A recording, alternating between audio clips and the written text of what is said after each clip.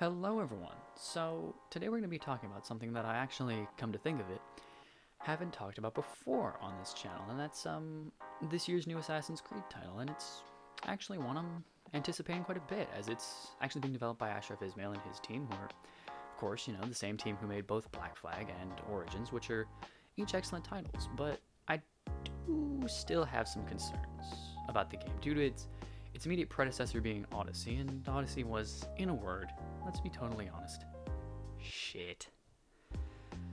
So, I'm making this video in essence to give some ways I think that this new game, which is rumored to be called Ragnarok, and that's what I'll probably call it throughout the video, can succeed where Odyssey spectacularly failed.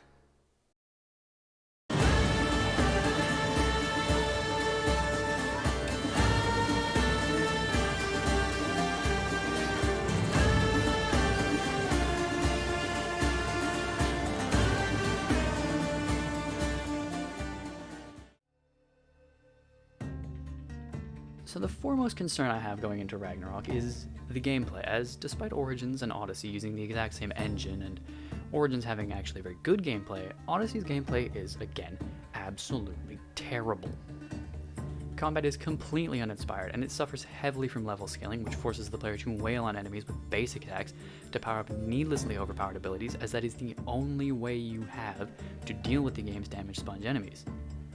And to add to this, at no point does the game ever actually challenge the player or put them in any real danger, as the player character is faster than all other characters in the game, meaning that unless you're required by an objective marker to engage in a combat encounter, you have no need to. So you can escape any form of danger, which gives no tacticality to navigating the gameplay systems. But despite these glaring flaws, I am somewhat optimistic, because Origins, actually the predecessor to Odyssey and the game that the team working on this current game worked on before, actually has really good gameplay, as other than the stealth feeling a little underused or maybe weak for a franchise based on assassins, though Odyssey is honestly no better in that department. The combat, exploration, and even naval gameplay when it does appear are all really top-notch. I mean, it offers challenging but enjoyable melee combat, naval combat reminiscent of Black Flag's, which was, of course, one of the best naval systems in all gaming, if not maybe the best. And also, given that this is the second time the Origins team have created an excellent gameplay experience, the first of which was Black Flag, I do have confidence that the Origins team can continue this trend and provide a solid experience once more.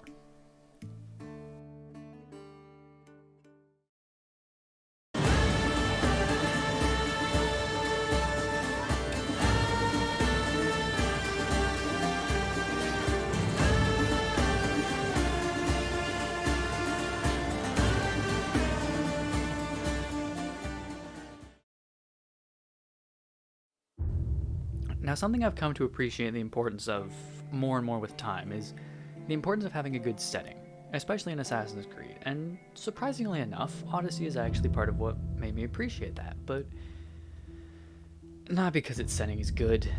I mean, really, because not only is Odyssey's setting just a terrible fit for Assassin's Creed, what could have been good about it, like the fact that it's ancient Greece, which is probably one of the most romanticized historical periods, as well as one of the largest and most robust in terms of just overall content, is not capitalized on at all. Now, getting back to the core of what the setting does wrong, this is where I think a lot of Odyssey's problems lie, as given Assassin's Creed uses settings based on real history, the criteria for a good AC game setting are a little more clear. And the core of this criteria is what historical events from a certain setting can expand the Assassin's Creed world. A good example of a setting like this might be the Crusades from AC1, which feature one of the most overt conflicts between the Assassins and Templars, or even Unity's French Revolution, which allows the Assassins to hold more power than the Templars for once, which is a nice subversion of what we normally see in the franchise. Ancient Greece, however, is not a good setting. There is no place for Assassin's Creed stories in Odyssey's Ancient Greece, because Odyssey's Ancient Greece is set before Assassin's Creed Origins Egypt, which is where the Assassin's Brotherhood was created. If your setting is before the creation of your titular character, your story is just there's no point. It's pointless. And with that said, I have some concerns about the setting, actually more than most other areas for Ragnarok, for somewhat similar reasons to Odyssey, as I'm not really sure what parts of the Viking period, which is again where Ragnarok is rumored to take place, could really lend to an Assassin's Creed story. I mean, the only thing that I could really think of is maybe the Christianization of Scandinavia, which has some interesting avenues, but is still possibly quite a bit of a stretch. And so I'm not really sure what part of the Viking period could really provide room for good Assassin's Creed stories.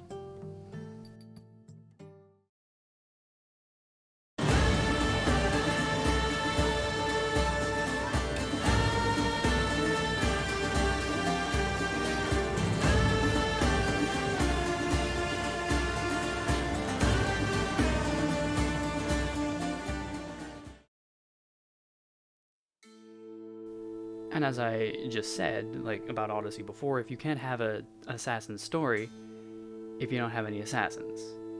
And this is another critique about Odyssey.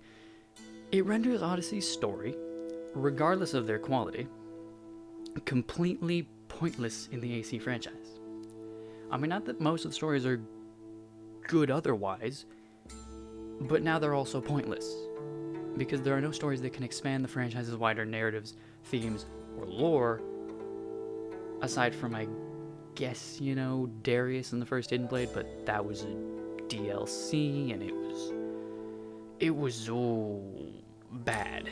They completely ignore lore for seemingly their own convenience, and needlessly insert iconography, which is, again, in face of the lore. However, it does tell one of the most hilariously just bad stories I've ever seen in any form of media, so it's got comedy value, I guess? I don't know, I'm just trying to be positive here. But if I go any further about this, this video, I'm not even lying, will be an hour long, so I'm gonna cut this off here before my tangent runs wild and get back to my point. Odyssey's main story is completely unrelated to the franchise as a whole. If you don't have the titular characters, your story means nothing to the franchise. But beyond that, Odyssey's stories are, as I said, bad. They're really bad. They masquerade as RPG stories that provide player choice, but the only choices with long-standing effects on the narrative are the ones that involve murdering people.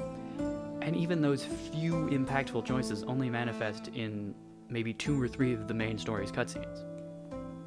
And on top of this, why the hell are there like 3 main stories that are introduced kind of in the first act and then never converge or relate to one another at any point in the game? Like, it's just another thing that truly compounds the already egregious situation of Odyssey's story. But, let's just move on.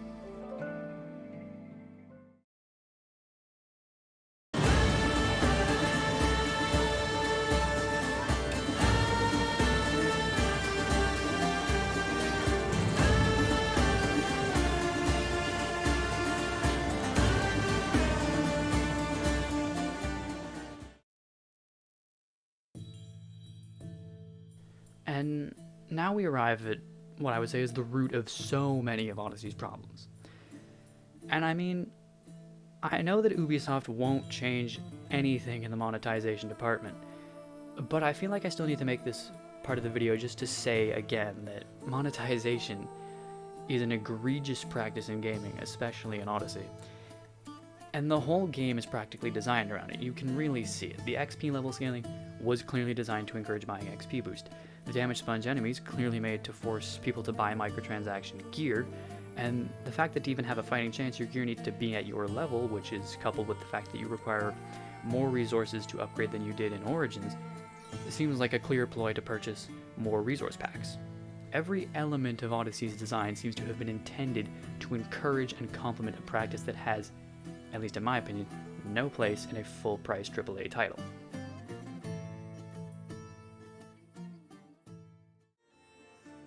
But now I realize this video was meant to be about Ragnarok improving on Odyssey, and I just kind of ranted about how Odyssey sucks for however many minutes this has been. And if you made it this far, Thanks for listening to my crazed rant. But now I'll propose some solutions. First of all, with combat, I think a good place to start would be return to origin system and then start from there. With setting is a bit harder to make suggestions for, as the setting could, in theory, be anything. We have no real concrete evidence to point to things at the moment, but if it is a Viking game, I think the Christianization of Scandinavia, as I said before, would be the best thing to focus on in that time period, as it has some interesting avenues to pursue, with something like the spread of foreign ideas across a new land. But otherwise, I'm not sure what other Viking-related things could lend to a good Assassin's Creed story. And story itself is another area that really just depends on so many variables. It depends on who writes the story, how much enthusiasm they have for the franchise, and how much time and freedom Ubisoft is willing to give them to tell that story. So all anyone can do in that department, at least the way I see it, is really just hope for the best with story. And now finally, again, we come to monetization, and again, I know Ubisoft won't change anything, so I won't make my point a second time for no reason. But with that, I think that's all I really have to say about this, and if you made it all this way, thanks for listening, and I guess I'll see you in another video.